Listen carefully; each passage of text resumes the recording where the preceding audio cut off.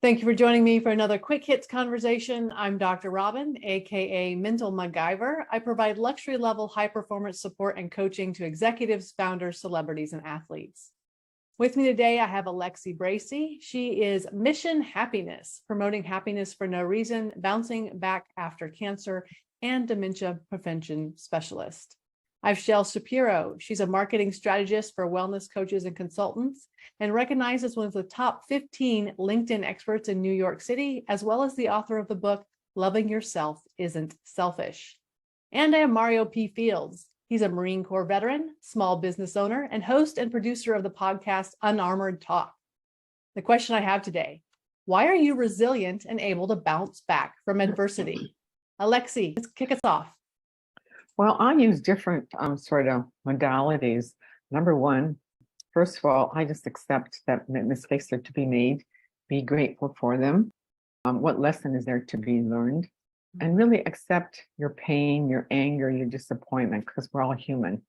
Reach out to friends. When you talk to yourself, practice a little bit of self-compassion, the same self-compassion you would offer a friend. So you don't beat yourself up for the mistakes you made, because we're all human. Practice mindfulness. Be kind to yourself. Go out in nature, do things that feed your soul and enrich your heart, whether it's walks by the water, with your pets, a long bath, beautiful music, meditations. Be really positive. A mindset goes a long way. Positivity goes a long way. Read inspirational books, watch movies that maybe inspire you, people that were down and out and they succeeded, because we're all human. Thank you, Aleksey. Mario, why are you resilient? For me, Dr. Robin, I would say the power of self-reflecting, like reflecting.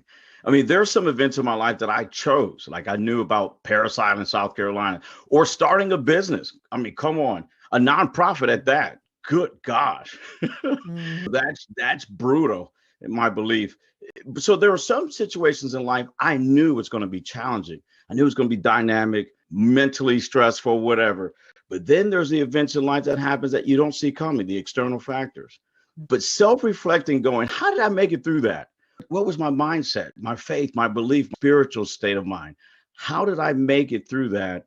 And then developing those, kind of learning from those new behaviors and then reinforcing them, getting ready for the next, whatever event comes the next day. So that's how I believe that I became resilient, is really reflecting on the past experiences. I've made it this far. I can certainly make it forward.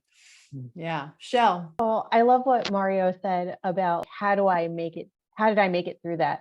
And for me, it's been a lot of, I'm going to make it through that. I'm not even asking myself the question of how did I do that? Or why would I do that? I know I'm going to, and it's just a matter of overcoming it. And if I think back to some of the experiences in my life where I've had to be resilient, it's been at times when people have challenged me or put me down and said that I'm never going to surpass this level, or I will never make it without them.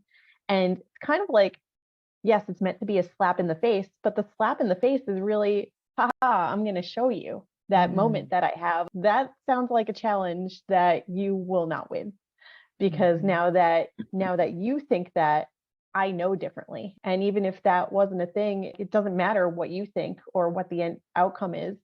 I'm going to prove you wrong, but I'm also going to prove myself right. And I'm going to show the world what I'm capable of. And so I embrace those challenges and that adversity, because I know that I'm going to come out better on the other side, especially as a lifelong learner. So it's not a matter of how did I do that? It's how can I keep doing this? How can I keep showing the world that I'm resilient and I'm here? That makes sense. I think about the things that I went through in my 20s and even into my 30s. And I used to tell people I didn't have a choice. Like I had to do it. I just didn't have a choice. And somebody pointed out to me, no, Robin, you could have ended up a crack addict rocking in a quarter. That was a choice. You had that opportunity and you didn't.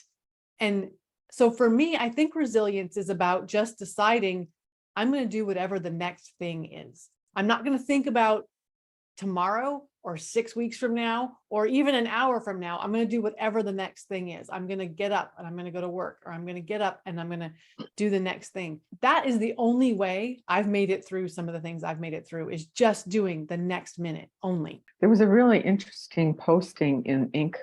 email this morning that what Steve Jobs said.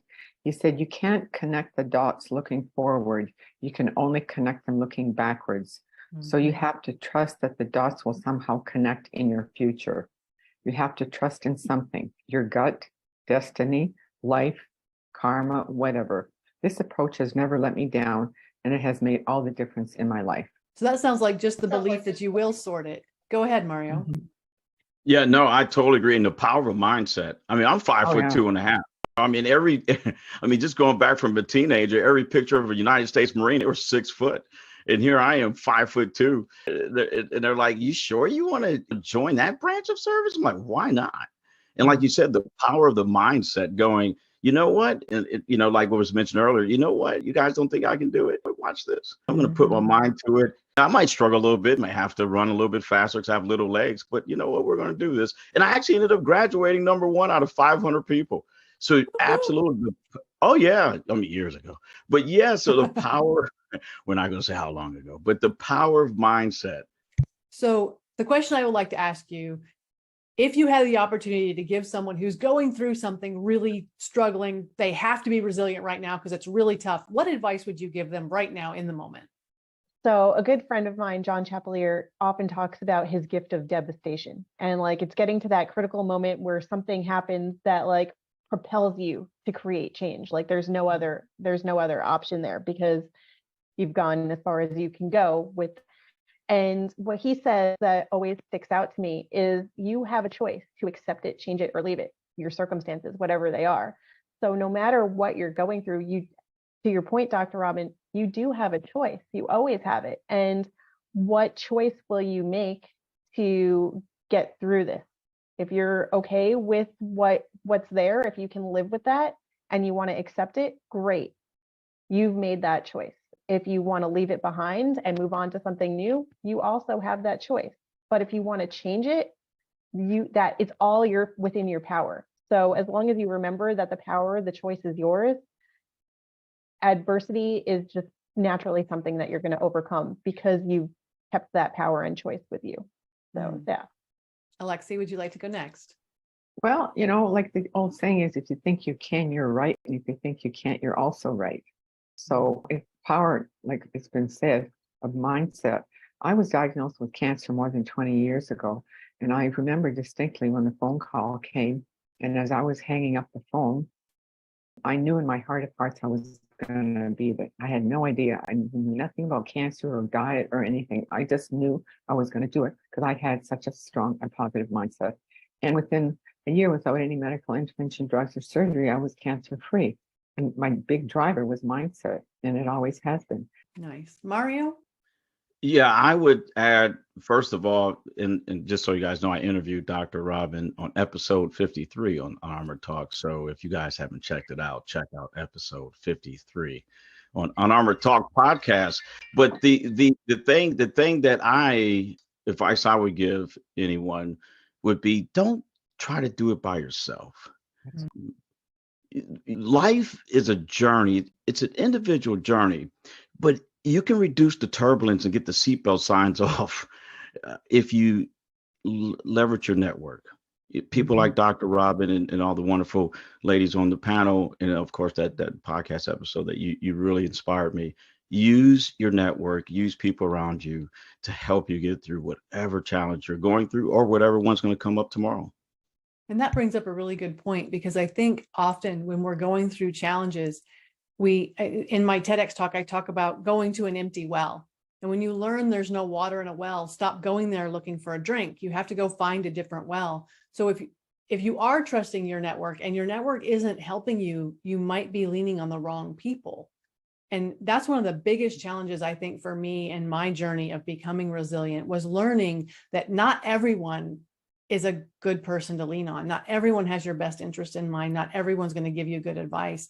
And you have to start learning to trust yourself to pick the right people. And if you're not picking the right people, then change change that. I think that would be the advice that I would give.